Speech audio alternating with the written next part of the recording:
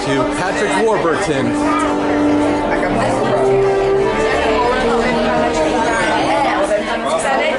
Hello, welcome to Soarin. My name is Patrick and I'll be your chief flight attendant today. We'll begin boarding in a few minutes, but first I'd like to acquaint you with some important safety information.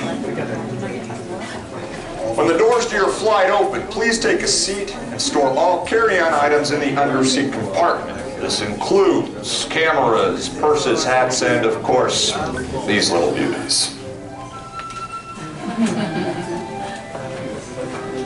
Next, fasten your seatbelts, inserting them into the buckle on your right.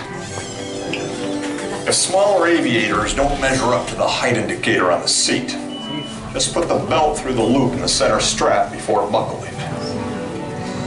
Nice work, pal. Nice work, pal. Soon you will be airborne.